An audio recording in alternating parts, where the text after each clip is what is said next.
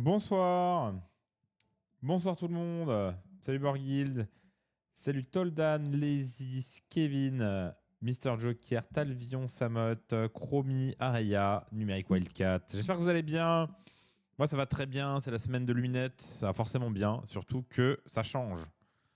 Donc forcément, avant de démarrer le sujet de ce soir, on va parler un petit peu de lunettes parce que il se passe des trucs. Salut Flo, salut McMuffin. On a découvert plein de trucs. On a eu 2 articles Warco sur des règles. On a eu les points. On va pouvoir commencer à spéculer sur plein de choses. Ça va être génial. Et avec un peu de bol, demain, il y a peut-être des leaks. Mais en tout cas, samedi matin, on aura tout, c'est sûr.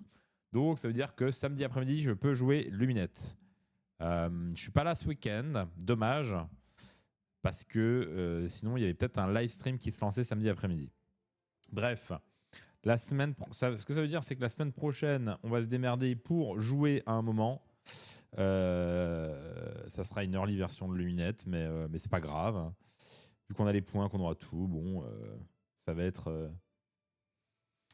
va être très très cool, j'espère, parce que si c'est pas cool, ça va me déprimer un peu. Ça fait 1 an et demi que j'attends le bouquin. Ce qui a été révélé pour l'instant, ça a l'air pas mal. Donc, on va en parler ce soir un petit peu avant de démarrer l'épisode sur le tir. Alors, on a eu 3 articles. Le premier, c'est sur le Battle Tree qui change beaucoup. Et ça ne peut que me plaire. Tout ça, c'est un peu du lore, on s'en fout. Grosso modo, au début de chaque Battle Round, on choisit une rune parmi 5 à inscrire sur sur un petit calepin, quoi. Ils appellent ça un Battle Scripture. Les runes, elles vont donner tout de suite quelque chose à 2 unités et on va avoir des combos de runes en fonction des runes qui ont déjà été inscrites. Donc, nous avons ici 3 exemples de runes. La rune de la montagne qui donne noir à 5 à 2 unités, Luminette Realmlord. Merci, ce n'est pas typé. Je suis très très heureux. On va pouvoir mixer les choses. Ça fait extrêmement plaisir. Alors, on le verra plus tard qu'il y a des affinités avec certaines runes, avec certains builds. Mais dans l'absolu, on va pouvoir on va devoir mixer. Et ça fait extrêmement plaisir. Yossi ROR, ouais, j'ai vu par Brest, merci. Salut Giant, c'est le Blood Raven. Merci beaucoup Talvion pour les 15 mois de sub. Merci beaucoup à Giant pour les 15 mois de Prime et à Ribran pour les 13 mois de Prime. Merci à vous. Salut Kakashi. La rune du vent, on choisit 2 unités et on leur donne -1 to hit contre les combats d'attaque. Ouais, c'est ça.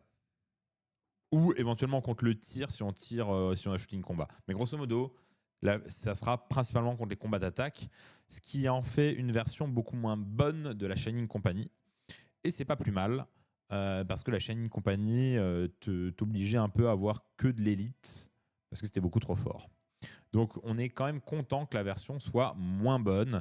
Non seulement c'est que 2 unités, mais en plus, ça ne fonctionne pas contre le tir adverse. Ensuite, la rune de la rivière, on choisit 2 unités Lumineth Realmlord et on met moins de charge aux unités ennemies qui sont à 12 pouces de ces 2 unités. C'est très très fort. Hein.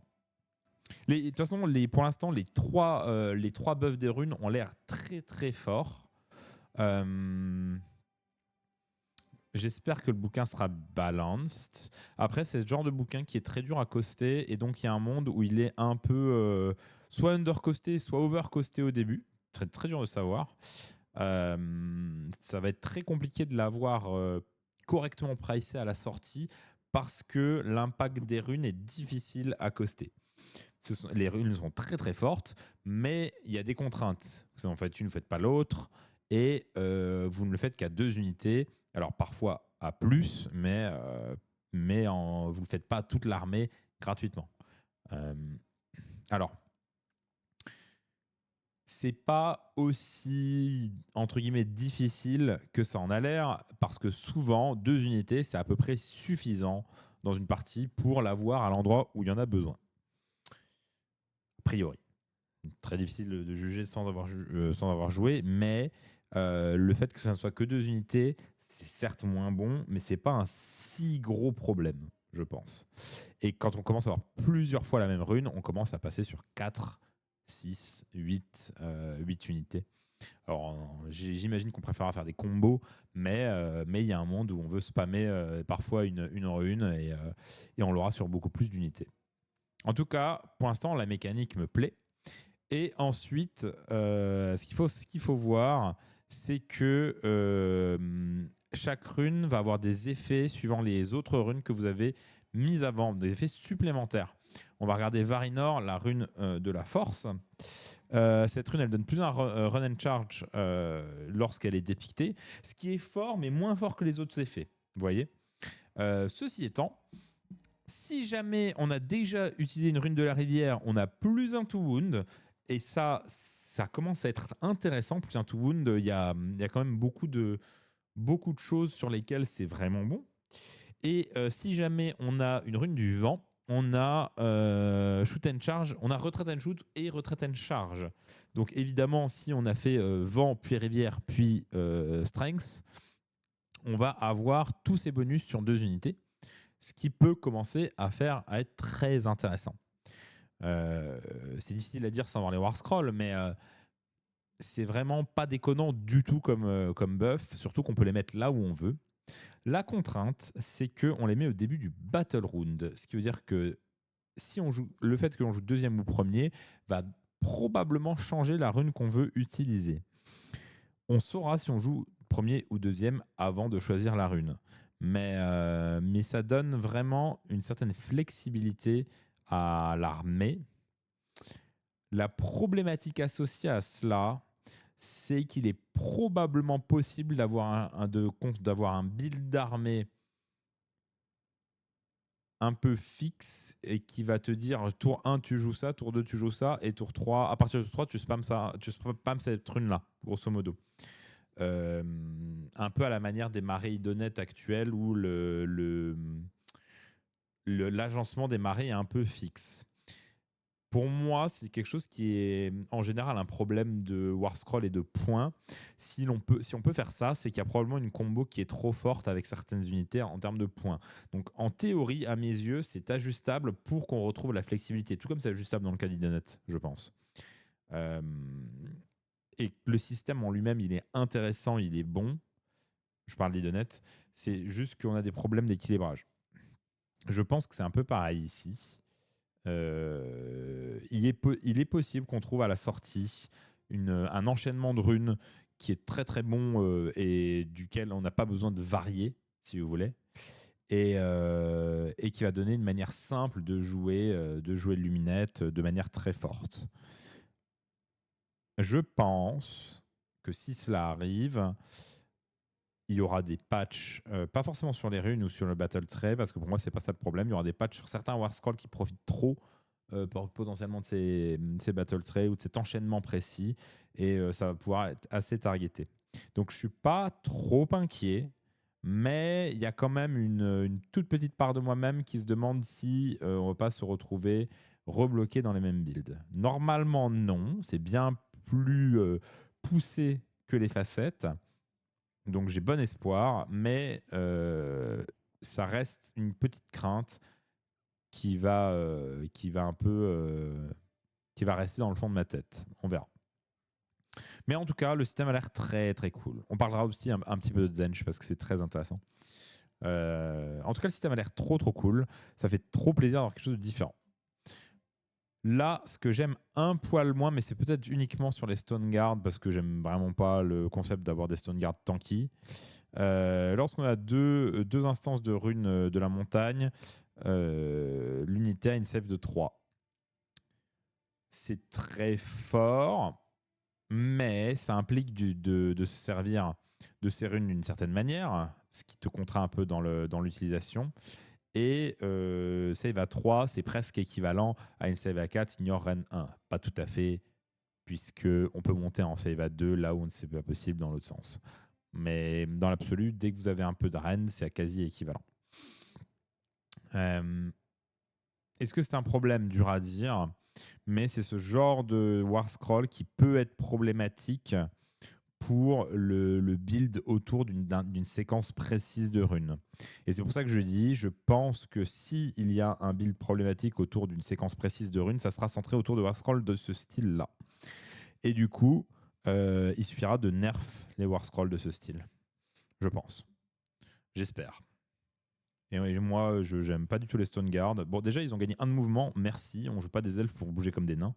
Mais c'est toujours pas une unité qui me plaît. C'est une unité qui me plaît en termes de visuel. Moi, j'aime bien le visuel des Stone Guard, alors qu'il y a plein de gens qui aiment pas trop. Mais en termes de design de règles, en général, c'est une unité plutôt boring. Donc voilà, à voir. Mais c'est intéressant à voir si c'est un problème.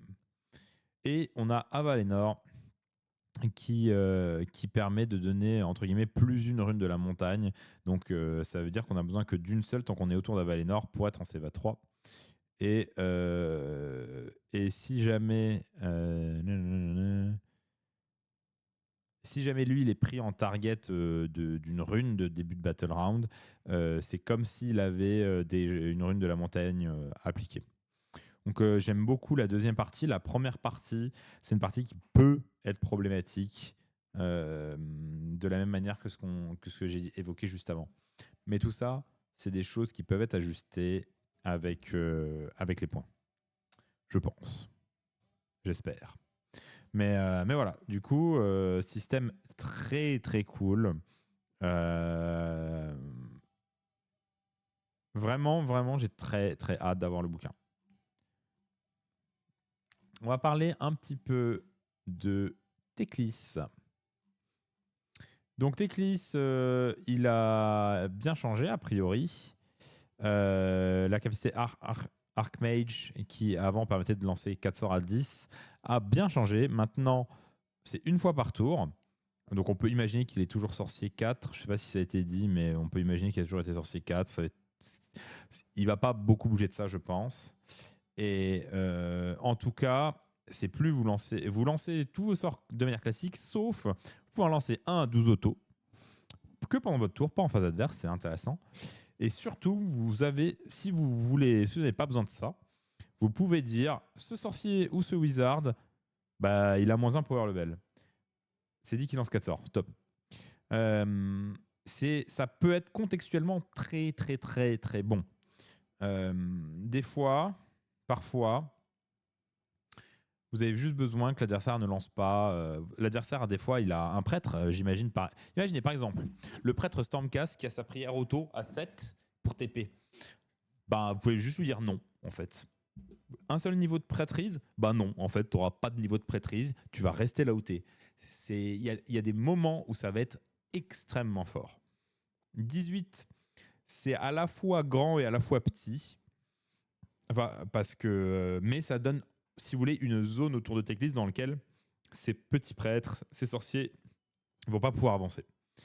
Donc, ça peut être vraiment très très bon, Drain Power. L'aura de Selenar qui donne +1 au cast et banishment, pas +1 à l'unbind. C'est un peu triste. On comprend, mais c'est un peu triste. On aurait bien aimé avoir +1 à l'unbind. Mais bon, déjà, +1 au casting roll et au banishment, c'est pas mal. Donc pour lui-même et tous les autres Lumineth Lord Wizard. Et surtout, ça a l'air incroyable. Il peut utiliser les spells des 2 lores, parce que maintenant on a 2 lores, et de tous les War Scrolls des Wizards Lumineth sur la table. Ça peut être complètement game breaker suivant les 2 lores. On a vu commencer à avoir une partie des lores et c'est des dingueries. Vraiment, ça a l'air assez fou. Et le fait qu'il ait accès à 6 spells, plus si vous jouez avec le lore de Prismatic Resonance, il aura accès à 9 spells, plus potentiellement le sien s'il l'a gardé. Ça fait 10 spells pour Teclis. On ajoute les 3 manifestations. Vous allez avoir 13 sorts différents possibles. Vous allez avoir 13 sorts différents possibles avec Teclis. On commence à retrouver du feeling de V3. Moi, je trouve ça trop cool parce qu'on a un arbre de décision qui est très grand et on va retrouver cette toolbox, j'ai l'impression, qu'était Lumineth en V3 et que Lumineth a stoppé d'être en V4 puisque c'est devenu une armée de stats. Euh, et du coup, on va retrouver cet aspect toolbox. Je peux tout faire, mais il faut que je choisisse, qui est très forte, hein, bien sûr, mais il ne faut pas trop se vautrer, quoi.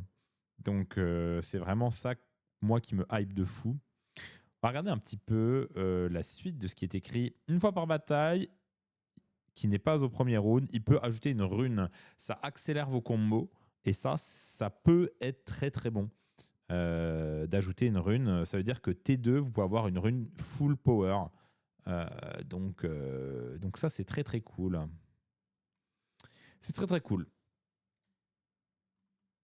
Ensuite, on voit le sort Unlimited du Lord de Ish et un sort du Lord de Awakened Realms.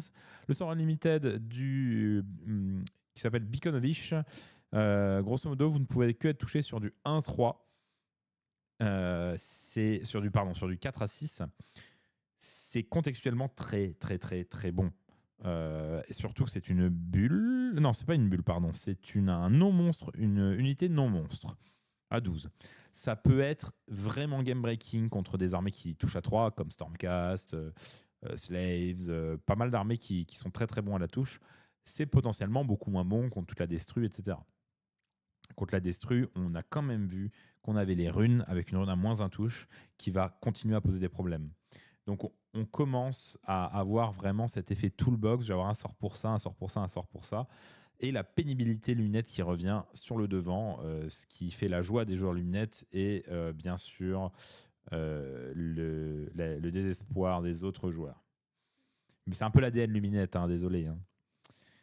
Et le sort, je l'ai lu et je me suis dit c'est peut-être un des sorts les plus broken du jeu.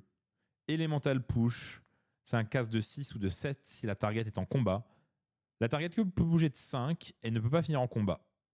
Ça vous permet de faire tellement de choses. Et vous n'avez pas le droit de lancer sur une unité qui a été setup ce tour-ci, ce qui est pas mal. Mais honnêtement, ce sort, il y a tellement de jeux possibles avec ça euh, qui me. Bah, ça me hype de fou. Vous n'êtes pas à portée de sort pour faire ça, vous pouvez bouger de 6. C'est-à-dire que tour 1, vous ne menacez pas à 18, vous menacez à 23. Vous avez besoin de retreat and charge. Ah, bah, on va juste utiliser Elemental Push pour push l'unité de 5 et ensuite on peut bouger. Il y a énormément de cas d'usage. C'est vraiment une belle dinguerie. Moi, ça me plaît de fou. Il y a du play, il y a du play de fou avec. Vraiment, c'est vraiment dingue. C'est J'adore. Vraiment, le sort, il va devenir vraiment un staple probable de Lumnet, je pense. Il y a des sorts, au-dessus, on me dit. Alors, dans l'ordre de Ish, on a Overwhelming Hit qui reste identique, c'est ça. Ok. Et on a Beacon qui est ici. Ok, garder Overwhelming Hit, c'est très très fort. Hein. Le Move Div 2, ça reste très bon. Et on a Focus Erosion qui enlève un drain à l'adversaire. C'est très bon aussi, hein, contextuellement. Encore une fois, ça ajoute à la toolbox. C'est exceptionnel. J'adore quand on ajoute comme ça des choses à la toolbox. Moins un Ren, ça peut être très très fort. Et Ren Shield, c'est Protection of Vish. Donc c'est de la Ward à 5 sur un casse de 7, j'ai l'impression. Donc c'est très très bon aussi. Hein. On est vraiment gâté sur les lores. Il y a un spell qu'on n'a pas, je crois. Un spell en Ish. Ça va être très difficile de choisir le lore. On aimerait bien payer pour avoir accès à tous les lores. En vrai, ça manque un petit peu, je trouve, le fait de pouvoir dire. En fait, non, moi, je serais prêt à payer 50 points pour avoir accès au deuxième lore, probablement. C'est un peu triste de ne pas pouvoir le faire, mais on a Teclis. Donc il y a un monde où Teclis, ça va être très très cool parce qu'il peut accéder à toutes ces choses, quoi. Vraiment, ça me hype de fou pour l'instant. Salut Scar, merci beaucoup pour les 20 mois de tier 1, merci infiniment. Alors, on a les petits changements sur les Warden. Les Warden qui avaient un concept de Strike First et maintenant qui ont, si l'unité n'a pas chargé, on ignore le charge plus un damage pour les attaques qui targetent cette unité. C'est très très bon. Hein. C'est très très bon. On n'a pas forcément... Enfin, en tout cas, dans le design de la figurine, c'est pas une figurine qui a l'air d'avoir envie de charger. Donc, recevoir, c'est censé être un point fort. Et enlever le charge plus un damage, ça peut vraiment casser beaucoup de listes de cavalerie. C'est vraiment, vraiment pas mauvais. Surtout quand vous combinez ça avec le fait qu'on peut lui dire tu ne touches que sur du 4 ou tu touches à -1, suivant ce qui est le meilleur. La ward à 5, c'est vraiment pas immonde du tout comme capa. Ça casse au gore. Bah, ça casse tout ce qui a besoin de charge plus un damage. Au gore, je suis pas sûr que c'est l'armée qui a le plus besoin de charge plus un damage, mais Luminette a toujours été, enfin toujours été, pas en V4, mais toujours été une toolbox avant la V4. Et c'est en train, j'ai l'impression de redevenir ça, ce qui me plaît énormément. Blood Knight, Vordry. Ouais, bah les Blood Knight font vachement moins mal, quoi. Après, une fois qu'il tue quelque chose, ça va. C'est tellement pénible à affronter. Oui. C'est le but de Luminette, d'être pénible à affronter. Qu'est-ce qui fait le nouveau perso? On choisit une unité de Warden et ensuite on choisit une unité ennemie en combat.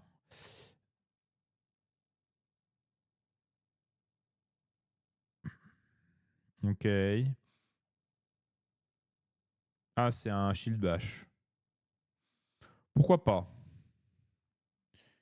Après, historiquement, c'est très compliqué en Luminette de rentrer des non-sorciers. Il faut qu'ils aient vraiment une grosse utilité. Et je suis pas sûr que cette mouture de Luminette fasse exception. On a tellement des sorts incroyables, c'est très compliqué. À moins qu'ils vaillent, je sais pas, 80 points. On va voir après les points. On les a. Mais honnêtement, j'ai vraiment beaucoup de mal à voir une figure non-sorcier rentrer, un héros non sorcier rentrer dans un build Luminette, c'est vraiment très très difficile. Hein. On est sûr qu'il n'est pas sorcier. Non, on est sûr de rien, Aigoroth. Ah ben c'est vrai que le Lord Régent, il est sorcier, le Lord Régent monté. Mais écoute, après, à 110 points, c'est pas cher. Hein. 110 points, ça me semble trop bas pour qu'il soit sorcier. Après, bon, on sait jamais, hein, c'est possible. Bref, pour moi, s'il n'est pas sorcier, ça va être difficile de le justifier. C'est encore la Silver Wand. Ouais, mais elle a perdu 20 points, ce qui me fait dire qu'elle est probablement différente. Plus 3 de rallye sur les Vanari. Voilà, c'est cool, plus 3 de rallye, hein, mais quand t'es au contact, t'as pas de rallye. Moi, je trouve que tous les bonus de... Ouais, je sais pas. J'allais dire tous les bonus de rallye, il faudrait qu'on puisse les faire engager, mais ça casserait trop de trucs. Donc,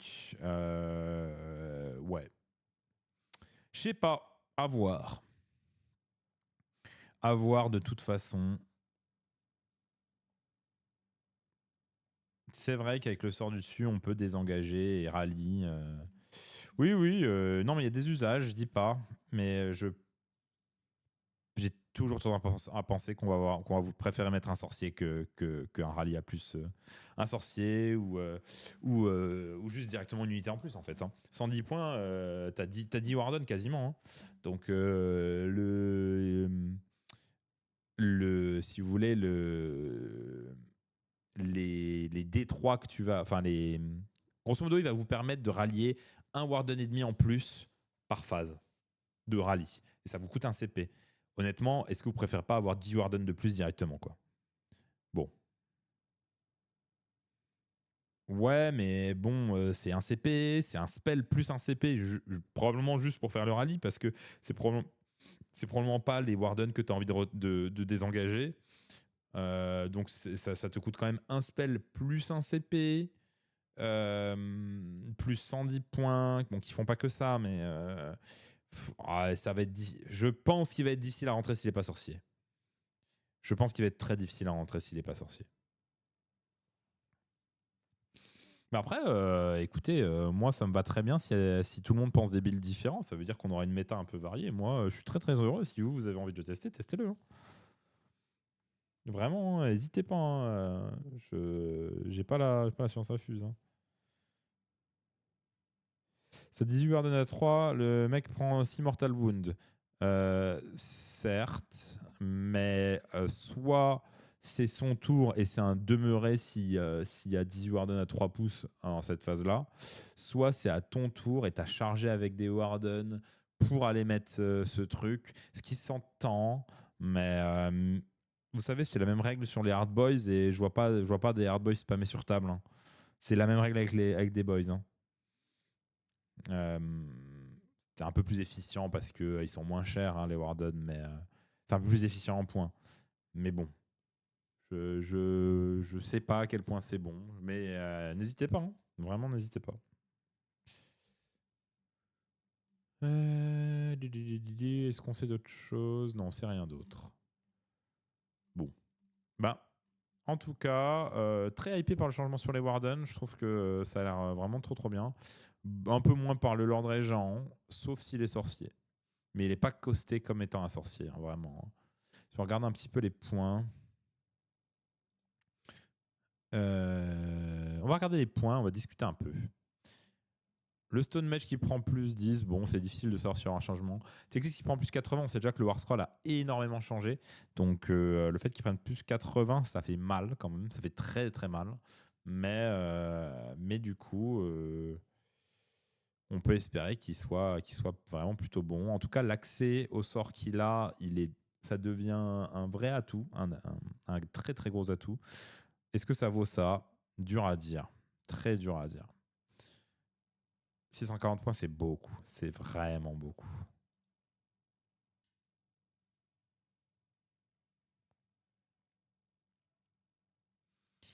Avalnor qui prend plus 20. Alors, c'est impossible vraiment de savoir pourquoi, hein, parce que il y a le War Scroll qui peut changer, il y a des kappas et tout, c'est très très dur. Hein.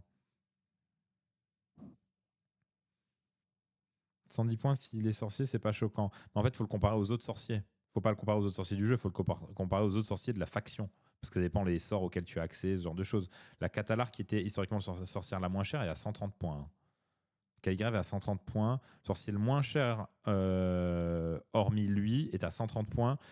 C'est difficile de penser qu'il va être sorcier. Et aussi, la plupart, si quasiment tous les sorciers ne peuvent pas être dans un régiment. Lui, il peut. Donc ça pointe quand même beaucoup sur le fait qu'il n'a pas l'air d'être sorcier. Bref, Avanor qui prend des points, ça peut s'entendre. C'est très difficile d'en parler sur le War Scroll. Les jumeaux qui bougent peu en points, ça veut dire peut-être que le War Scroll bouge peu, mais encore une fois, c'est trop dur de dire. Moi, ma hype, elle est très forte autour de Lyrior. Il prend plus 50. Ça veut, j'espère, dire qu'il a pris des capas un peu particulières et tout. Donc ça peut être très stylé. Lyrior, c'est une fille que j'adore. Donc il y a un monde. Le calligraphe qui prend moins 20, bah, ça veut dire que sa capa a probablement changé. Qatar qui prend plus 20, ça veut aussi dire que sa capa a dû changer. Très dur à dire. Landliner qui bouge pas, probablement similaire. Lordseeker qui prend plus 10, difficile à dire quoi que ce soit. Sevirette, il va peut-être pas trop changer. Il y aura probablement des ajustements de gameplay, dur à dire. Ça me hype de baiser. Eltarion qui prend plus 70. Je sais pas ce qu'ils en ont fait, mais j'ai très envie de ressortir mon Eltarion. Hein. Vraiment, plus 70 sur Eltarion, la hype est réelle. La hype est réelle. Manor Blade plus 10. C'est bizarre que, encore une fois, s'il reste non sorcier, c'est bizarre qu'il monte. Il doit avoir une capa vraiment broken. 140 points sans être sorcier, c'est extrêmement difficile en Lumi. Donc soit il est passé sorcier, soit il a une capa de baiser, à voir. Le Lord Régent, comme dit, on en a parlé. Et le Lord Régent sur Light Courser qui prend moins 50. Très difficile de savoir ce qui va se passer pour qu'il prenne moins 50 points. Les discours ne changent pas, c'est logique. Ici, derrière, on a les Spirit of the Mountain qui prennent plus 60. Qu'est-ce qui peut se passer sur un Spirit of the Mountain pour qu'il prenne plus 60? Dur à dire. Peut-être qu'il va taper plus fort. Je vois pas trop son profil défensif changer. Peut-être son profil offensif ou peut-être une capa broken. À voir. Les Stoneguard à 130 qui ne bougent pas.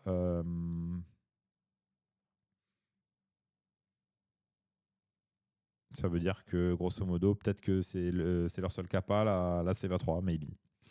Spirit of the Wind qui prennent plus 20, très dur de dire quoi que ce soit. Wind Charger qui reste dur à dire.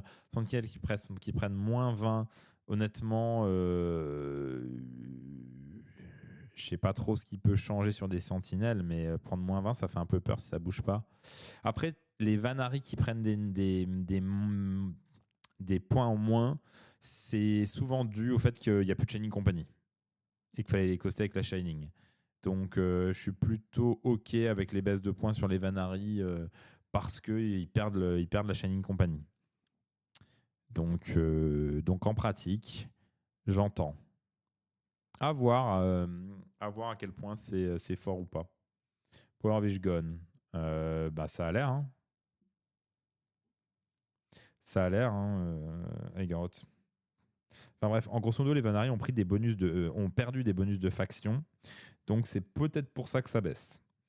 Et les Downriders qui prennent moins 40, waouh, c'est quelque chose. 180, c'est vraiment pas cher. Donc, waouh. La balise qui prend plus 30, je sais pas ce qu'elle est devenue, mais plus 30, c'est beaucoup. Et les Riverblade qui prennent moins 20, c'est un peu chelou. Parce qu'ils ne profitaient pas trop des bonus de faction d'avant. Donc peut-être que leur capa, elle a changé. Voilà un peu ce qu'on peut dire rapidos sur Luminette.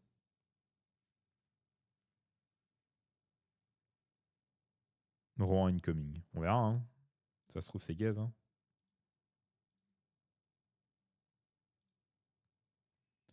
Ça se trouve, c'est gaze. Mais en tout cas, pour le moment, ça a l'air vraiment sympa. On va regarder un petit peu de Zench rapidement. Et ensuite, on va passer au sujet du jour. Hop. Parce que quand même, un petit peu parler du tiers. Bim. Hop. Toc. Donc, ça a une capacité qui va ravir énormément de gens. All part of the plan. Quand vous foirez sur un truc, en général, vous allez gagner un fate point. Donc ça, il y a plein de choses. Il y a plein de joueurs qui vont adorer ça.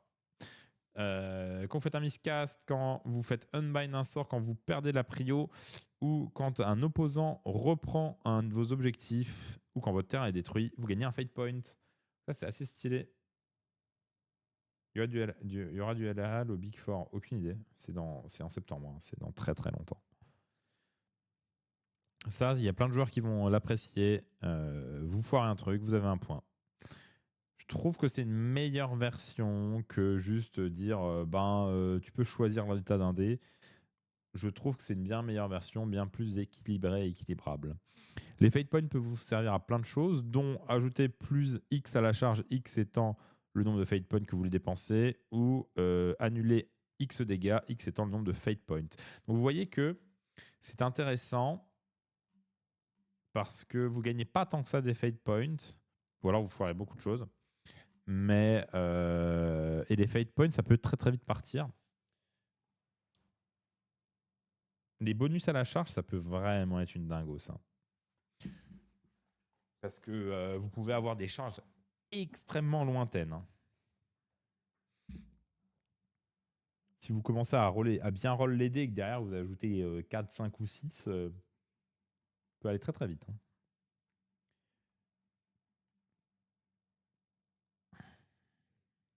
Et ensuite, la capa qui a beaucoup fait parler, c'est Eldritch Illusion et Smoke and Mirror.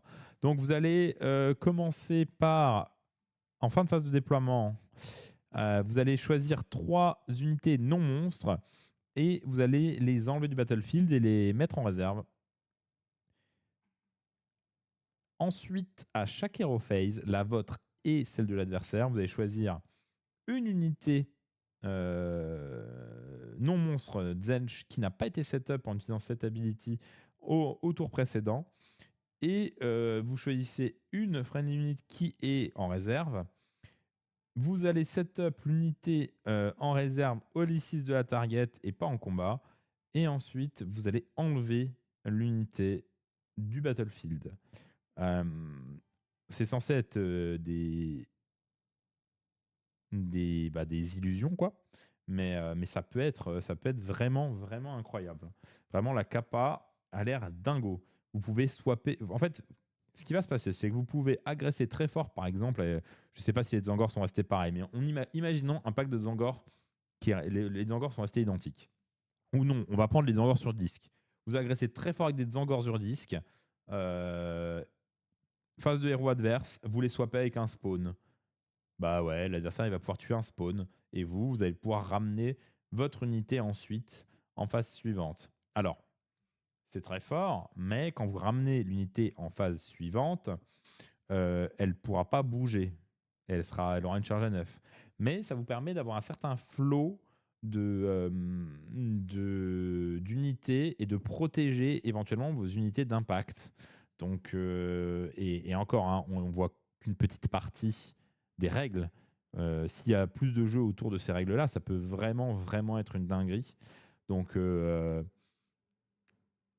pense qu'il y a lieu d'être très, très hypé en Zench par cette ability. Ça peut être vraiment très, très, très, très bon.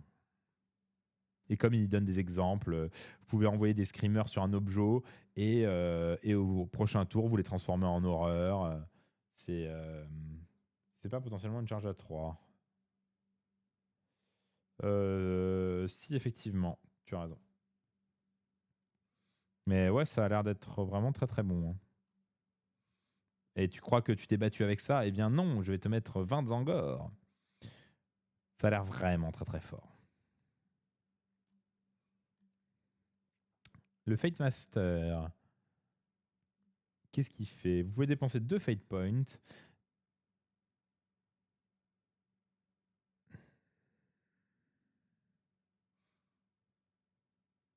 Ça, par exemple, vous voyez, c'est très très fort aussi. Vous pouvez dépenser 2 Fate Points pour dire si tu me charges ça, je peux l'enlever et le mettre en réserve. C'est une bonne manière de protéger des unités. Hein. Vraiment, ça m'a l'air très très très très fort ces réserves. Et vous voyez, là, ce perso, il joue beaucoup avec ça. Est-ce qu'il est sorcier? Je ne sais pas, c'est indiqué ou pas.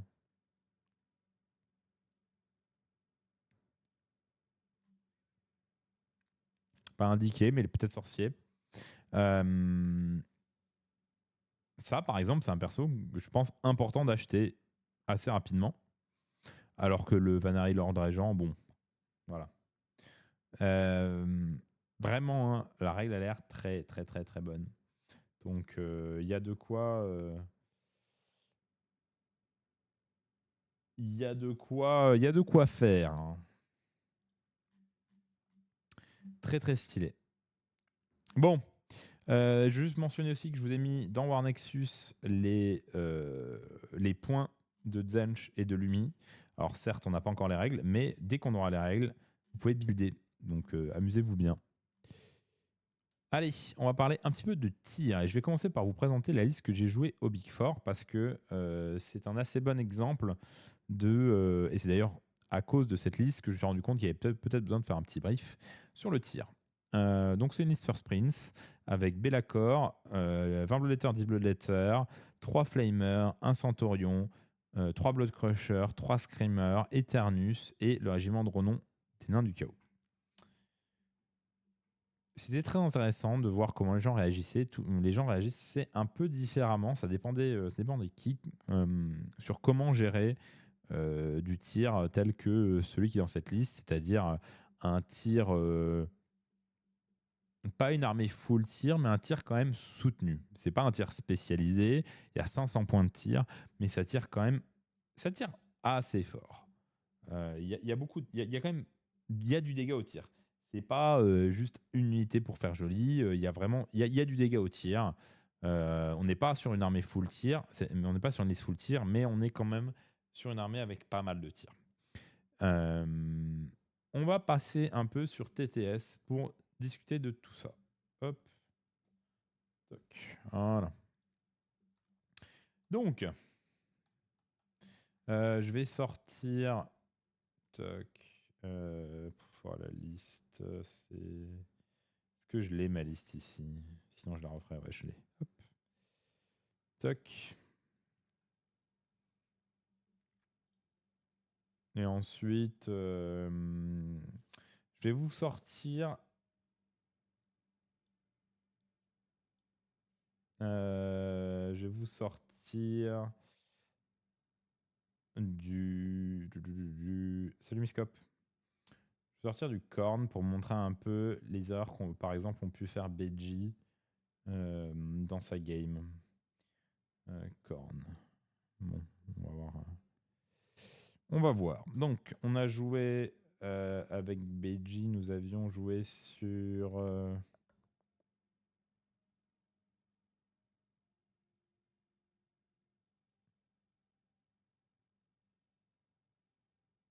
Je crois qu'on avait joué sur Linkley Line.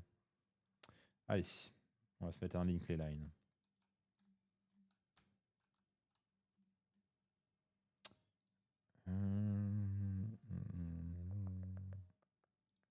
Hop.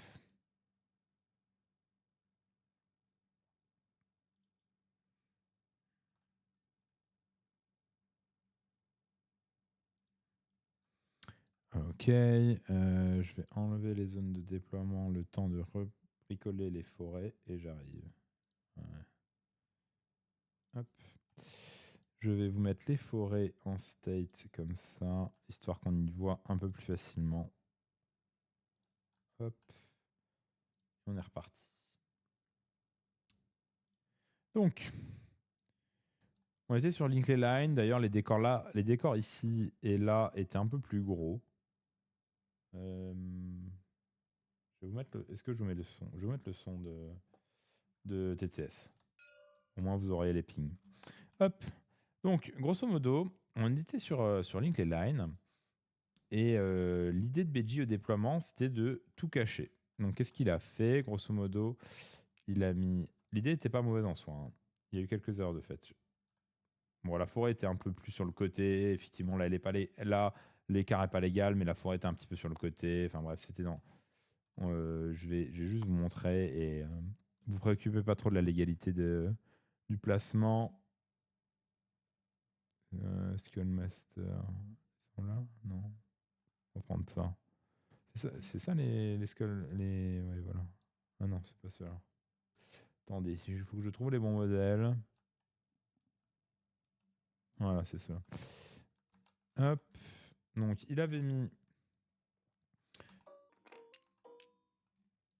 mis ses Skull Crushers là-dedans pour pouvoir les obscurer avec...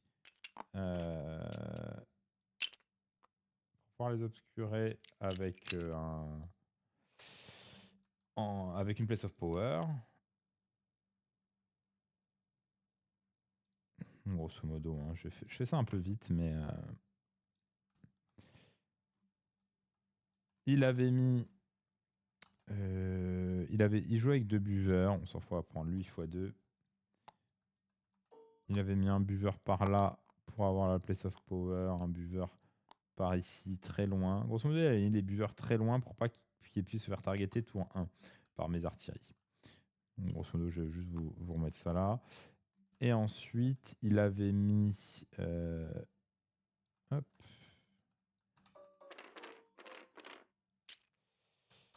Hop.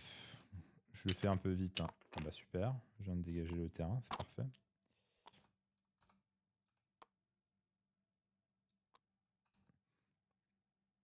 Hop. Il y avait un pack de Blue Letter assez loin au fond. Pour pas que ça se fasse targeter. Hop.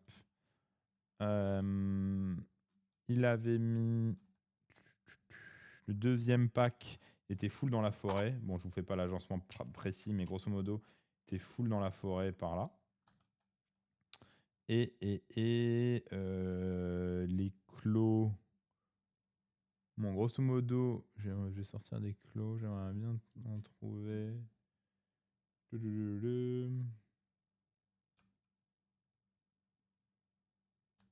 que je vais en sortir à trouver mes Close of Karnak quelque part?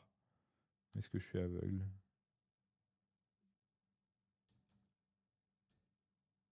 Bon, alors évidemment, je galère. Bref, on s'en fout, on va prendre des unités classiques, c'est pas grave. C'est plus pour l'exemple. Donc, il avait mis des clos ici, grosso modo. Merde, le blaireau.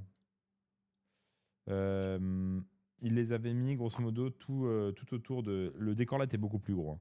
Il a mis tout autour pour les masquer. Et il avait mis ces trois Skull Crusher. Oh, excusez-moi, pas ça que je veux faire. Je vais m'en sortir.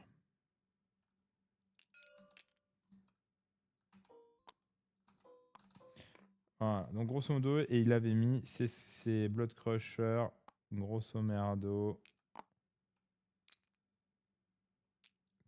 Bon, là, je peux pas le faire, mais le décor, il était plus grand que ça, ok? Grosso modo, comme ça. Donc, ce qu'il avait fait, c'est qu'il avait mis tout loin ou obscuré. Il avait aussi un perso, on s'en fout, c'était un Slaughter Priest. Donc, il avait mis son perso ici, obscuré également. Donc, grosso merdo, c'était à peu près ça son déploiement. Moi, j'ai répondu en me déployant. Alors, attendez. Hop, j'ai mis 10 Bloodletter ici, grosso modo. J'ai mis. Je le fais tête, hein, mais. Pareil, le décor était beaucoup plus gros. Hein. J'ai mis. Je vous le fais un peu vite. Hein, c'est pas le déploiement précis est pas très important pour savoir ce qu'il fallait faire ou ne pas faire. Hop. Pif. Je sais plus exactement où j'avais mis ça, mais grosso modo c'était par là. Hop. Je vous fais ça un peu vite, mais c'est pour qu'on comprenne un peu plus. Ce qui est important, c'est pas ça, c'est ce que je vais vous expliquer, mais c'est pour que vous ayez un visuel. J'ai pas mes screamers, mais grosso modo, mes screamers étaient ici. Je sais pas, je vais mettre des furies à la place, mais ça, c'était des screamers. C'est pas grave, on s'en fout. Les screamers étaient par là, quoi. Et j'avais mis ça ici. Ça ici. Alors, oui. Par là. Lui, par ici. À peu près, hein, comme je vous dis, hein, je fais le déploiement un peu à l'arrache, on s'en fout. Mais grosso modo, ça ressemble à ça. Donc, alors, j'ai pas vérifié, mais grosso modo, il s'était débrouillé pour avoir tout hors de mes 34. Donc là, bon, c'était tout soit obscuré, soit hors de mes 34. Donc bon, grosso modo, ouais, c'était un peu comme ça, voilà. Voilà, un truc dans ce goût-là. Donc là, pour avoir ça sur le bombarde et pour avoir tout hors des 28 de la roquette. Je serai placé. Bon, grosso modo, c'était à peu près comme ça. Dans l'idée, son déploiement, il est pas mal. Mais il a fait une première grosse erreur. Et je pense que c'est une erreur qu'il a sortie de son jeu. C'est grosso modo, bah là, son but c'est de déployer tout en obscuré et de me donner le tour pour que je puisse rien faire en tir de ma phase. Lui, il était aussi à 12 pouces d'ici pour l'obscurer. Hein. Bon, là, je ne l'ai pas fait, mais on s'en fout. Lui, si là, il était à 12. Bon, il était un peu mieux placé que ça, genre comme ça. Bref, on s'en fout. Donc, ce qu'il fait, c'est qu'il me donne le tour. Il arrive à obscurer ça. Et en théorie, je peux tirer sur aucune de ses unités. Moi, comment je joue mon tour très rapidement, j'avance avec mes Blue Letters jusqu'en limite ici, en une formation un peu plus en U que ça. Hein. Je le fais très très vite. Hein. Hop, les screamers, ils viennent ici chercher l'objet comme ça. Ici, je viens chercher l'objet comme grosso modo comme ça. Peu de choses près. Hein. Eux ici, ils viennent fermer par là. J'avance tout. Pas à fond parce que je voulais garder un redeploy de mes letters. Eternus, il vient par là, je crois. Je sais plus exactement. S'il vient là ou s'il va plus loin, on s'en fout. Ça avance de 4. Hop, ça avance de 4. Hop, ça avance de 4. Pif. Et eux, ils avançaient par là. Voilà. Grosso modo, j'ai fait ça de mon tour 1. Et en fait, ce qu'il n'avait pas capté, donc là, si je remets range 24 et range 30, c'est qu'en fait, je peux tirer dans son terrain et affecter toutes les unités autour. Donc en fait, c'est ce que j'ai fait. Tour 1, j'ai fait je vais te bombarder le terrain. J'ai mis pas de CP à plein de trucs et j'ai roquetté le terrain et j'ai mis des mortels tout autour. Donc en fait, si vous voulez tout obscurer, il faut que vous fassiez gaffe à votre terrain. Première chose. Vouloir tout obscurer pour pouvoir donner le tour et que l'adversaire perde une phase de tir, c'est souvent un bon choix. Mais vous devez le faire correctement, c'est-à-dire que vous n'avez pas le droit de laisser un terrain qui puisse être visé facilement. Il aurait pu soit déployer le terrain hors de portée, soit ne pas le déployer. Le terrain n'est pas indispensable, hein, en corne, il est bien, mais il n'est pas indispensable. Plus un prière se prend, mais en vrai, c'est pas le drame de ne pas déployer le terrain. Donc ça, c'est une première erreur qu'il a faite. Faites très attention c'est principalement contre le régiment de renom. Hein. Contre le régiment de renom ou contre la roquette enfin, si vous jouez contre Hachette, vous n'avez pas le droit d'avoir le terrain accessible parce que là, j'ai pu mettre pas de commande sur tout ce que je voulais et j'ai pu mettre des BM dans quasiment tout ce qui est autour. Hein. Là, je crois que j'ai touché ça et ça comme unité en faisant les BM des roquettes, quoi. Donc vraiment, les terrains sont ciblables. N'oubliez pas ça quand vous jouez contre Hachette. Sinon, son idée de départ était bien. Ensuite, le problème, c'est je pense qu'une fois que j'ai commencé à lutter sur son terrain et lui mettre pas de commande, c'est qu'il a un peu paniqué et il n'a pas très bien joué la suite de sa partie. Grosso modo, ce qu'il a fait, c'est qu'il a repris les mesures, grosso modo 28 de lui et 34 de lui. Et il a un peu, alors peut-être pas autant que ce que je vais faire, mais il a rasé un peu les murs. Genre, il a mis son blood ici. Le blood là, il l'a mis par là. Ici, il est venu chercher, alors pas exactement dans cette config là, hein, je vais vous la refaire, mais grosso modo, il est venu chercher le terrain par là, mais il dépendait d'une charge. Et là, moi, j'ai fait un redeploy. Ça, il est resté obscuré. Ici, il est venu s'obscurer avec la forêt. Hop. Il s'y déplace un peu, mais en restant obscuré. Ici, il est venu me charger ici.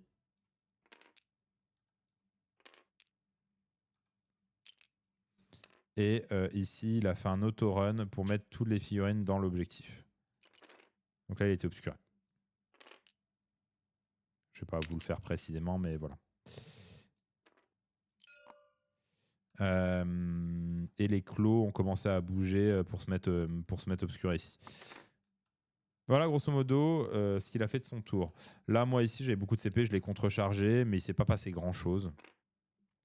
Et en faisant la contrecharge, j'ai juste réorganisé ma frontline un peu comme ça. Il me semble que c'est ça qui s'est passé. Non, j'ai contrechargé avec les 10, pardon, pas avec les 20.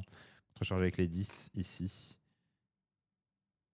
Et en fait, il ne s'est rien passé. On ne s'est pas fait de dégâts ni l'un ni l'autre. Je crois que je tue un Skull Crusher, lui, il me tue rien. Bref, on s'en fout.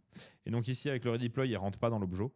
Et là, du coup, on se retrouve dans un des cas où beaucoup de joueurs font des erreurs. C'est il a obscuré une partie de son armée et laissé un accès libre à des unités importantes.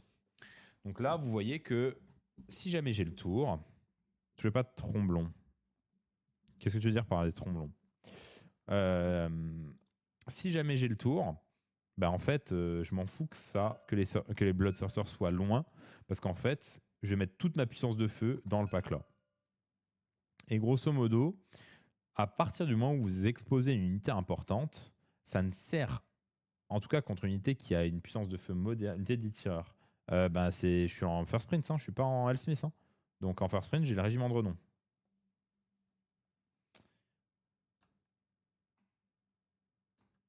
Donc, grosso modo, le tour, vous avez deux choix quand vous jouez contre du tir un peu soutenu. Soit vous avancez prudemment sur la carte en profitant des obscurings, jusqu'au moment où vous allez go dans la tronche de l'adversaire. Soit il faut me donner plein de targets. Alors, si vous avez une pièce hyper importante pour votre jeu, je peux entendre que vous vouliez la garder en vie. Par exemple, là, dans le match-up, le Blood Sorcerer qui donne plus une attaque, je ne sais plus lequel des deux c'était, oui, lui est important dans le jeu. il faut le garder en vie parce que c'est ta létalité. Donc, ok, il y a un Bloodthirster qu'on peut essayer de garder loin. Le deuxième, par contre, on peut voir, il faut l'amener dans le combat. Hein. Là, grosso modo, ce qu'il aurait dû faire de son T1, c'est s'il veut commencer à se battre, soit il aurait dû faire un T1 passif en se mettant complètement là-dedans. Ça, il pouvait les sacrifier, c'est pas très grave. Et de l'autre côté, ici, il pouvait soit essayer de faire, soit essayer ici de toucher puis redeploy un max les Skull Crushers. Je pense qu'il pouvait éventuellement en obscurer 2 et dès qu'un mourait, il était obscuré. Et garder cover avec ça. Enfin, garder les Bloodletters en obscuré. Soit, si jamais tu décides, là, je suis trop loin et je vais galérer à avancer, à y aller sur un seul tour, là, c'était le moment de tout avancer à balle.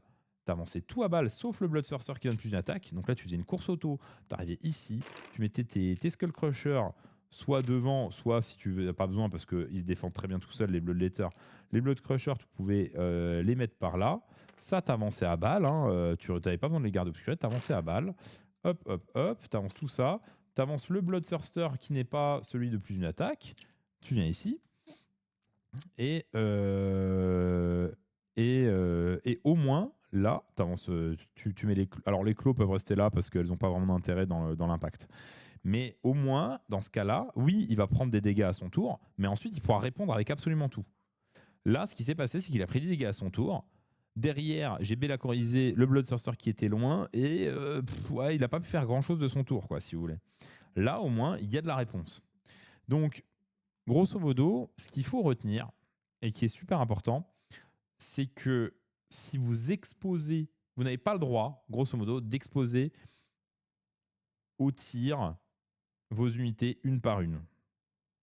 Vos unités importantes une par une. Les unités de merde, vous pouvez, c'est pas grave. Vous pouvez sacrifier, par exemple, vous pouvez le sacrifier une unité pour marquer, pour scorer le point sur un tour. C'est pas forcément grave. Les clos, c'est pareil. Si jamais il faut les sacrifier pour marquer, pour scorer, c'est pas grave. Vous n'avez pas besoin de full ligne. Par contre, lorsque vous exposez un pack de letter, un autre pack de letter ou un autre pack de letter, il faut exposer les deux en même temps parce que vous avez besoin d'être menaçant. Il faut envoyer le Bloodthirster qui n'est pas le Bloodthirster important, donc celui de la charge à 3d6 -1, il est fort, mais il n'est pas vital. Et il faut menacer là de rentrer dedans très très fort. Hein. Parce qu'en fait, sinon, si vous exposez les unités une par une, vous allez perdre vos unités une par une et vous n'êtes pas menaçant du tout. Et moi, tout ce que j'ai fait, c'est j'ai reculé en fait. Une fois, alors il n'était pas dans cette config là, du coup, je vous remets dans la config dans laquelle il était. Mais grosso modo, il était comme ça par là, et eux, ils étaient ici. Je me suis mis pile en range. Grosso modo, j'ai reculé toute ma formation. De toute façon, j'ai l'objet du centre, je m'en fous. J'ai reculé toute ma formation. J'ai envoyé Eternus pour qu'il charge, pour essayer de faire des dégâts en plus. Eux, je les avais fait bouger par là pour qu'ils puissent tirer. Parce que eux, je peux les sacrifier, c'est pas un problème. Hein, je peux en ramener 2 après. Et j'avais refait ma formation pour pouvoir, grosso modo, couvrir un petit peu grâce au décor là. Et j'ai reculé. Parce que ça servait à rien. Ça sert à rien de lui donner une free charge. Ça, pareil, grosso modo, je sais plus ce qui s'est passé exactement, mais ça avait reculé avec. Ou c'était pas positionné comme ça, mais bref. C'était pas autant en avant. C'était genre par là, quoi.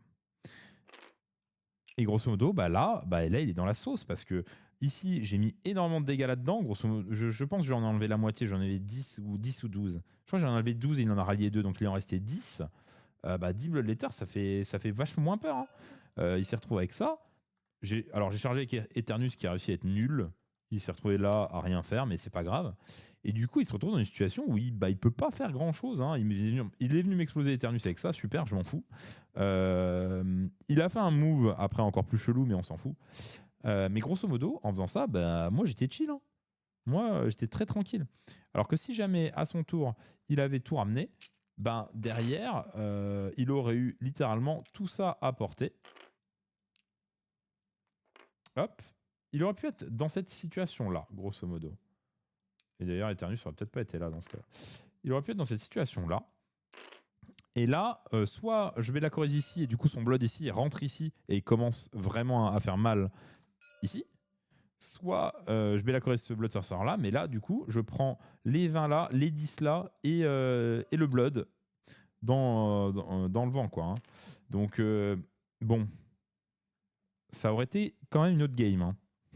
Donc vraiment, c'est super important quand vous dealez avec du tir, soit vous arrivez à obscurer toutes vos pièces importantes, et c'est ce qu'il a très bien fait T1 modulo le terrain, soit au moment où vous décidez d'y aller, bah, il faut y aller. Quoi. Vous allez vous faire tirer dessus de toute façon, donc autant exposer tout et y aller. Ça ne sert à rien de cacher une unité alors que vous en avez une autre qui peut se faire déchirer. Quoi. Sauf si vous voulez emmener à un endroit les pièces de tir. Mais là, j'ai pas besoin, je tire très loin. J'ai pas besoin d'aller à un endroit pour les tirer dessus. Donc ça, c'était une grosse erreur qu'il a faite. Et c'est une erreur qui peut coûter les games. Et je vais reprendre un autre exemple. Parce que c'était intéressant aussi. C'est un peu différent. Hop. Je vais ressortir mon armée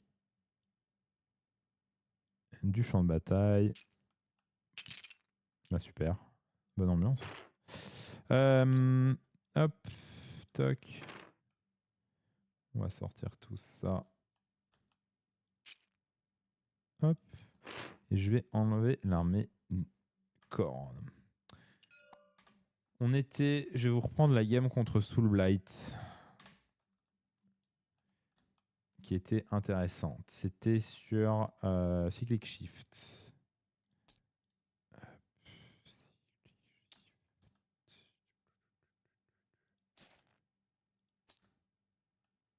Faut que je m'occupe des forêts.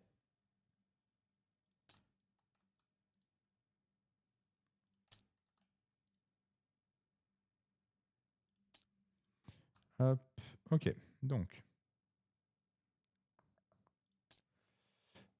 Désolé, c'est un peu hors sujet de ce soir. Une question, la Hydroticus ou Belga donne plus d'un au lancement, ok, mais étant donné que l'activité capable indique plus d'un au lancement, ça s'applique pas à la dispel. Exactement. Mon dernier match de Crucible, j'ai fait samedi, je jouais contre ménage contre un shot, je pouvais pas profiter de l'obscuring, du coup, faut tout exposer pour l'obliger à choisir. Bah, soit en fait, faut que tu commences hors de portée potentiellement, et ouais, une fois que tu veux y aller, tu y vas avec tout. Hein. Après, Nighthaunt, c'est quand même un poil particulier parce que en général, Nighthaunt, tu peux tanker le tir très très bien.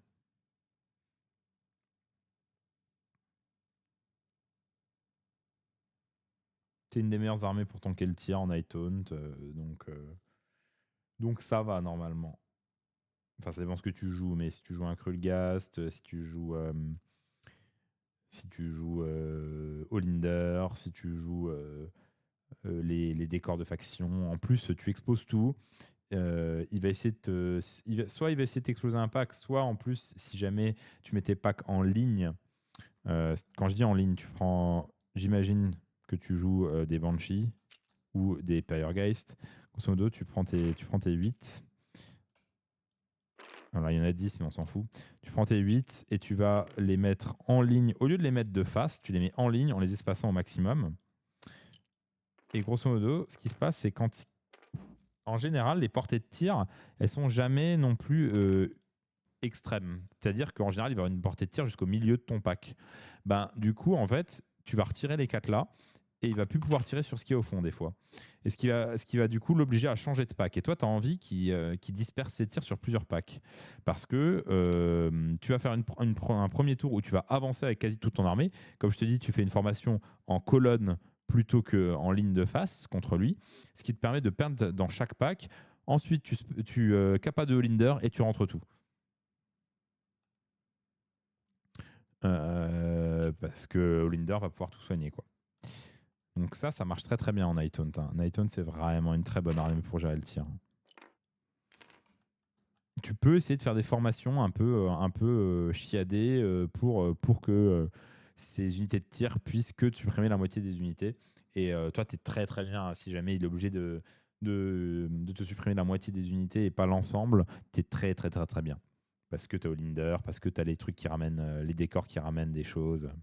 Donc en Hightone, tu as vraiment énormément de jeux dans le tir. Alors oui, tu peux pas t'obscurer, tu peux pas te cover, mais tu as du jeu quand même grâce à ta récursion, grâce à ta tankiness et grâce au Cruciator qui est très très bon. Du coup,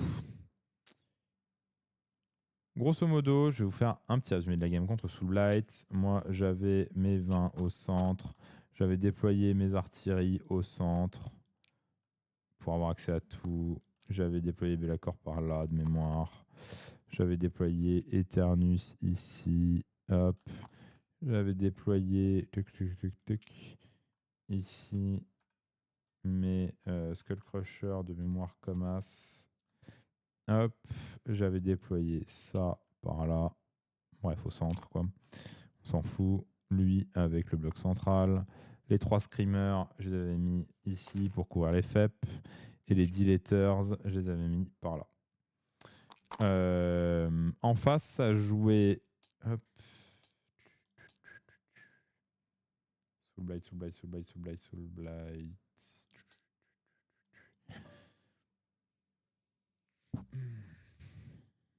En face, ça jouait Manfred, 10 Barrowguard, 10 Barrow Knights, 20 Barrow Knights, pardon. Ça jouait 20 loups, 10 loups, Necromancer, le perso cave, et voilà.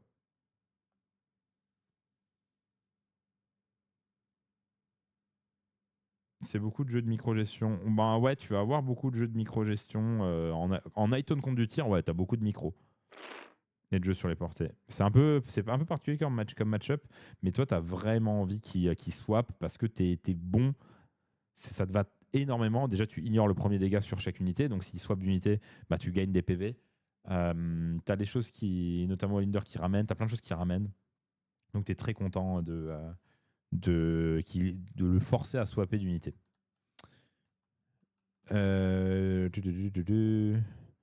Donc, il jouait, je disais, Manfred. Il jouait. Alors là, c'est un vieux. On va prendre des Black Knights. Il en jouait 10. Modo, hop. Il jouait le perso. Je vais prendre lui, mais c'est le perso cave, hein, parce que je ne l'ai pas mis. Il jouait. Ils sont les Graveguard. Il jouait 20 Graveguard. Je sais pas combien j'en ai mis, on s'en fout. Il m'en manque 2. Hop. Il jouait 20 Graveguard. Il jouait qu'est-ce qui est important? Les loups. Les loups. Hop.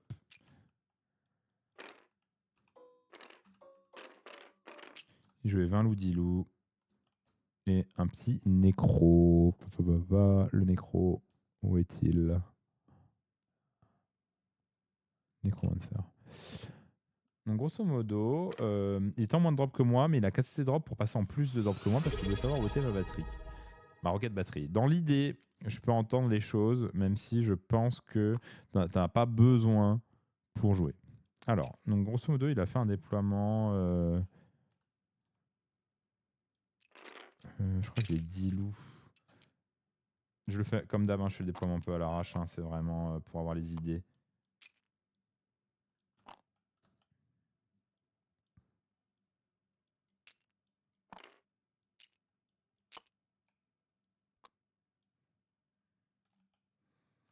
Je vous le fais très très vite le déploiement.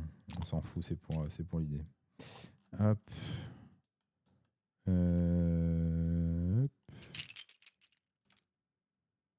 Moi, je sais plus exactement comment ils étaient, mais de mémoire, ils étaient par là. Les loups, je crois qu'ils étaient tout en longueur. Bref, je sais plus exactement comment étaient les loups, mais il me semble qu'ils étaient tout en longueur, genre comme as, un truc dans le style là, quoi. Hop, et il a mis ses Graveguard dans les tombes. Il avait mis, alors là, j'ai pas de décor, mais il avait mis une tombe ici, une tombe ici. Donc il s'est déployé comme ça. Parce qu'il avait peur que je lui tire sur ses pièces importantes et lui il jouait que ça. Merde. excusez-moi. Hop, il jugeait que ça pouvait pas prendre de tir tout de suite. Et du coup, je lui ai donné le tour. Hein. Il a avancé ça par là pour essayer d'aller chercher ça. Moi, j'ai redeploy ici, donc il n'a pas pu prendre cet objectif. Il a pris cet objectif avec des Fellbats aussi, je crois. Il a pris cet objectif avec des Fellbats qui étaient par là. Mais du coup, il fait pas son Wrathful 1 parce que je fais un redeploy à 3. Et derrière, on commence à se taper avec les loups et Eternus. Donc déjà, première chose, si jamais vous jouez des Baronites, les Baronites sont très très bons contre le tir. Vous pouvez les déployer à balle devant, vous les déployez où vous voulez. Si je tire dans des Baronites, vous êtes content. Vous êtes très très très content si je tire dans des Baronites. Parce que vous en ramenez un par tour.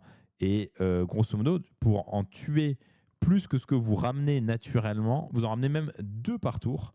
Pour que mon tir soit efficace dans des Baronites, il faut que j'en tue 5 en une phase de tir. Parce que vous allez en ramener 4 à votre tour, 4 au début de mon tour. Pardon, 2 et 2. Donc vous allez en ramener 4 en tout. Donc grosso modo, si je tire dans les Baronites, j'ai déjà perdu. Les Baronites ne craignent pas du tout le tir. Ou alors, il faut du tir extrêmement violent et je ne suis pas sûr que ça existe dans le jeu. Les Baronites, vous pouviez... ils pouvaient mettre les Baronites clairement ici. Et l'autre perso, il fallait juste l'obscurer avec des Place of Power éventuellement. Je ne sais plus ce qui est Place of Power ici. Bah, là, tout ça, c'est Place of Power. Donc, vous pouvez très bien courir le perso ici, envoyer les Baronites par là. Les Baronites, ils ne sont pas sensibles au tir, mais au moins, ils auront une position avantageuse. Ou alors mettre le perso ici. Enfin, bref. Il y avait plein de choses à faire. Et là, le fait de rester derrière, il s'est retrouvé avec... J'ai fait charger les Blue Letters ici à mon T1. Et ensuite, il n'avait pas de réponse. J'ai pas eu besoin de Bellacoriser parce que ces Baronites étaient giga longs. Les Baronites, c'est exceptionnel contre le tir. Si je tire dedans, j'ai déjà perdu. Donc, ça ne sert à rien de les laisser loin. Manfred, je peux comprendre. Je peux comprendre qu'on veuille garder Manfred et c'est pas une mauvaise idée. Mais pour moi, ça doit être joué agressivement. Les Graveguards en FEP, ça peut s'entendre. Mais ça peut s'entendre parce que la forêt là, elle permet pas d'aller chercher efficacement des choses. Mais moi, j'aurais préféré qu'il déploie ses barreaux-gardes ici et qu'il rende ça obscuring au bout d'un moment, qu'il les déplace dans l'objectif. Tu avais des barreaux-gardes plein centre. Et derrière, c'est difficile de rentrer dans les barreaux-gardes. Et ça, il pouvait vraiment défendre très fortement cet objectif. Là, il n'avait pas de centre, grosso modo. Donc, rappelez-vous que vous avez des unités qui sont naturellement pas sensibles au tir. Tout ce qui a de la bonne récursion, c'est pas très sensible au tir. Les Baronites, c'est très très bon. Et également, rappelez-vous, on va le voir tout de suite après, de profiter des règles de cover. On va illustrer tout ça avec la game que j'ai fait contre Lou et c'est Skaven. Parce que l'illustration est flagrante. Lou a très très bien géré le tir, là où les autres adversaires ne l'ont pas fait. Donc je vais vous montrer un peu ce qui s'est passé dans la game contre Lou. Hop, je vais reprendre mes unités, pif. Je vais enlever ça pour l'instant parce qu'on s'en fout. Je vais reprendre mes unités. Hop. Toc. On va sortir un Skaven.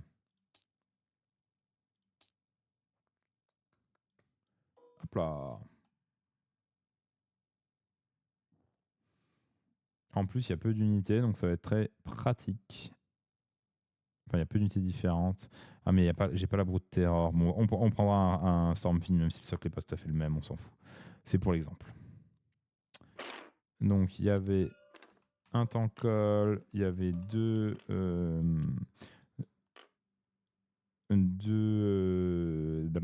Brute Terror. 1, 2, 3, 4, 5 abos. Et 2 Master Moulder. Hop. Et voilà, c'était l'armée de Lou. Hop, on va enlever ça. Oups, je crois que j'ai fait un peu de la merde, mais c'est pas grave. Hop là. Donc, grosso modo, je vais mettre sur la bonne map, sinon on va pas s'en sortir. Alors, j'arrive.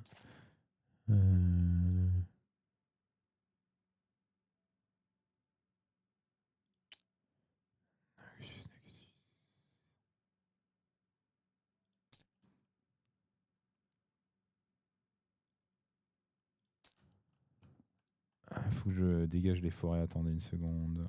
Hop. Hop.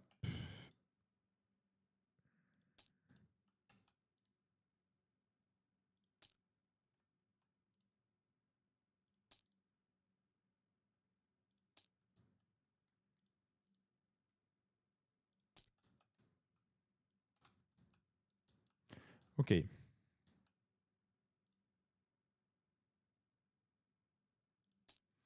Donc, alors moi j'étais positionné côté rouge et Lou était positionné côté bleu.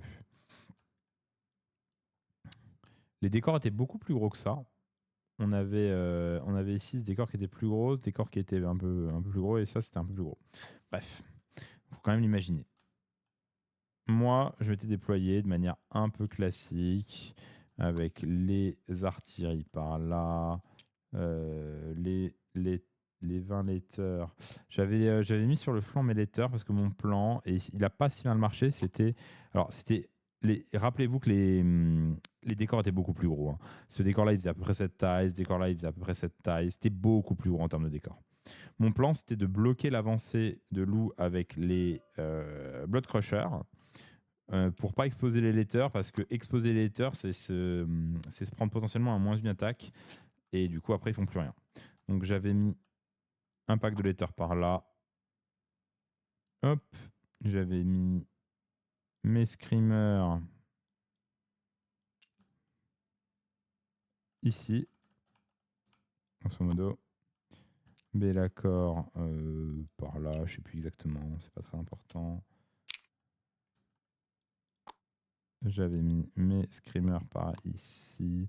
J'avais fait deux rangs. Je vais reculer un tout petit peu pour vous montrer. J'avais fait deux rangs parce que je voulais avoir quand même double protection contre le double tour. N'oubliez pas que là, le décor, il est plus grand. Hop. J'avais fait un rang de 10 letters derrière. Ici.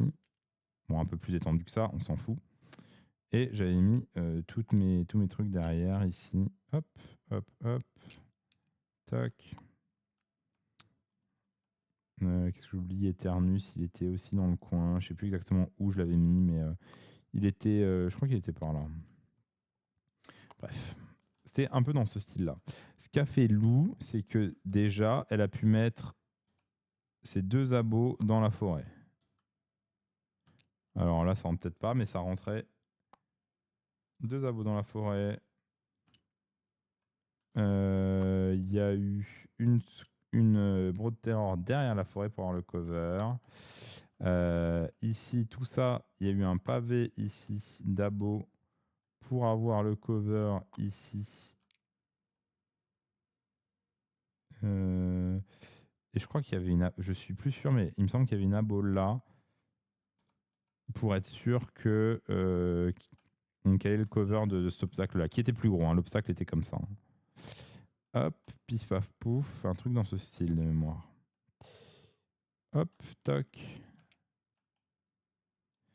Voilà, ça ressemblait à ça. Et donc, grosso modo, Lou s'était débrouillé pour avoir accès au cover quoi qu'il arrive. N'oubliez pas que les décors là étaient plus gros, ils étaient comme ça. Et donc, du coup, ce que ça voulait dire, c'est que pendant tout le début de partie, Lou s'est débrouillé pour que, malgré le fait d'avoir des monstres, que j'ai un moins un touche sur mes artilleries, ce qui change beaucoup le dégât. En plus de ça, la liste de Lou, et elle le savait, gère bien le tir tant que les abos ne meurent pas. Tant que les abos ne meurent pas, ils soignent très très fort. Donc, il suffit de diminuer un tout petit peu ma puissance de tir, notamment avec un moins un touche, pour que je ne puisse plus one-tap une abo. Je ne peux plus one-tap une abo, veut dire que, grosso modo, tout mon travail de tir ne fonctionne pas, ne fait absolument rien, puisque une abomination peut se soigner de D6 plus 6.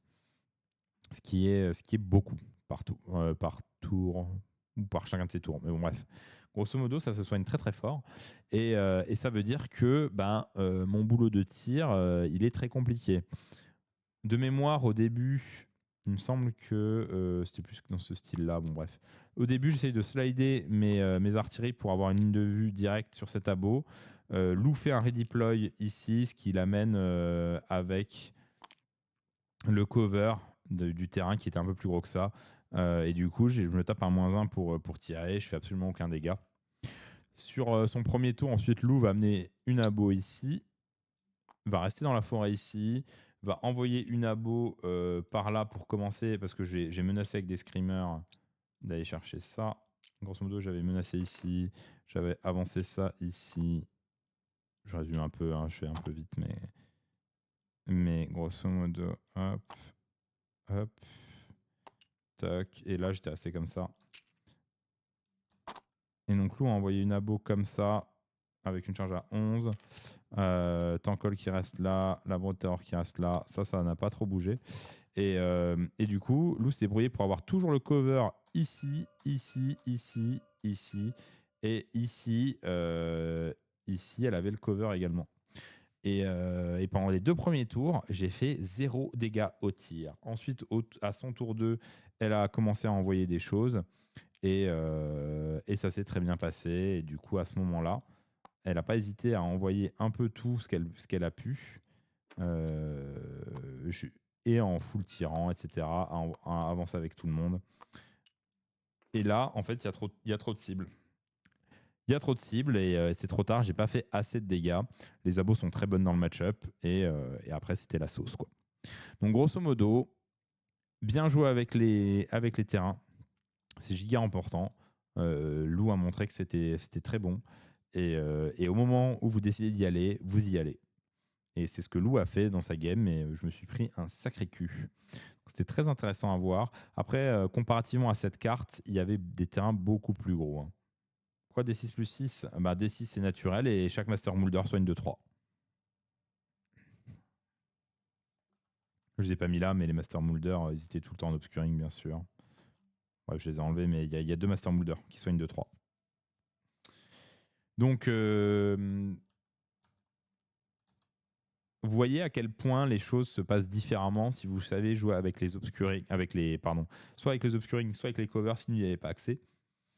Alors évidemment, il y a les armées qui n'ont ni l'un ni l'autre. Je pense à Idonet Muren, Nighthaunt, on en a parlé. Ces armées-là ont d'autres choses qui sont qui sont forts contre le tir.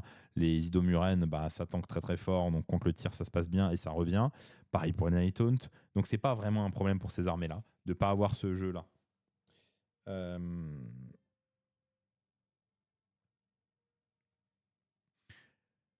Lorsque vous affrontez du tir, réfléchissez à comment jouer votre armée. C'est pas forcément difficile, mais il faut prendre le temps d'y réfléchir un tout petit peu. Et il faut comprendre aussi quelle est la dynamique d'une armée de tir. Alors là, c'est une armée de tir type tir moyen. C'est pas une armée full tir comme Caradron. Une armée full tir comme Caradron, c'est un poil différent à appréhender, mais c'est pas si présent que ça. Et les logiques restent un peu les mêmes. Hein. Une abo se soigne autant. Ouais, une abo, ça se soigne très très fort. Donc, vraiment, c'est pas plus compliqué que ce que je viens de vous dire. Pour gérer le tir, il faut soit vous débrouiller pour que toutes vos unités importantes soient obscurées ou cover. Comme ça, pas de bonnes options. Soit au moment où vous décidez d'y aller ou de vous découvrir, il faut soit y aller suffisamment fort pour faire mal et après derrière il a trop de cibles, soit si vous ne pouvez pas y aller en une fois, il faut optimiser pour que votre tour d'après vous puissiez y aller avec avec quasiment tout ce que vous pouvez. Et donc si ça nécessite d'exposer au moins une de vos unités importantes, n'hésitez pas à en exposer plus tant que vous n'exposez pas une pièce cruciale pour vous. Des fois vous avez une pièce cruciale, faut pas l'exposer, ça arrive. Donc n'envoyez quand même pas tout. Je vous ai expliqué dans le match-up de Beji, dans le match-up Korn. Pas les 5. Oui, non, pas les 5. C'est les autres, c'est des 6. Mais bon, de toute façon, moi, je fais pas tant de dégâts que ça au tir, quoi. Et en général, quelqu'un va essayer de focus une abomination pour la tomber.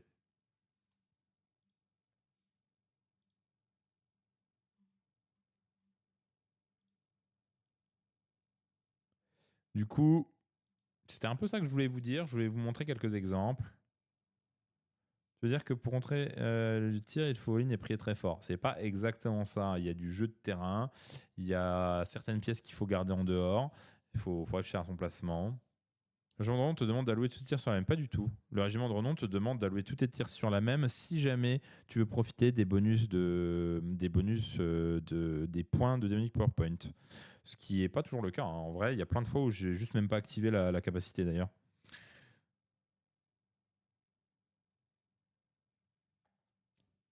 Mais la plupart du temps, de toute façon, quand vous jouez une liste de tir, vous voulez tirer très fort dans une unité. C'est très rare le fait de vouloir split, ça arrive, mais c'est très rare de split ses tirs. Donc en fait, capacité de régiment ou pas, ça reste souvent la bonne démarche. Voilà, c'était à peu près ça que je voulais vous dire. N'hésitez pas à réfléchir un petit peu à tout ça. Si vous avez des questions, n'hésitez pas sur le Discord, dans la partie commentaires, à poser des questions. Mais c'était à peu près tout ce que je voulais vous dire sur le tir. J'espère que ça vous a plu. On se voit la semaine prochaine, quasiment sûr pour jouer Luminette. Peut-être même 2 games dans la semaine. Il y a un monde, hein. Il y a un monde où je fais 2 games dans la semaine. Nous verrons. Il y a un monde où je fais 3 games dans la semaine. Bon, peut-être pas parce que j'ai quand même d'autres choses à faire. Mais voilà. Donc je ne sais pas encore quel jour on se voit ni pourquoi. Il y a un monde où lundi soir on commence à faire du Lumi, quoi. Pour jouer Lumi, il faut les leaks. On les a samedi. Ça c'est sûr que samedi on les a. Donc lundi soir, il y a un monde où ça joue Luminette. Voilà. En tout cas, portez-vous bien. Moi, je suis pas là ce week-end, donc c'est aussi pour ça qu'il y avait un peu moins de stream. Mais portez-vous bien et je vous dis à lundi soir pour très probablement une game Luminette. Bonne fin de soirée, des bisous, ciao.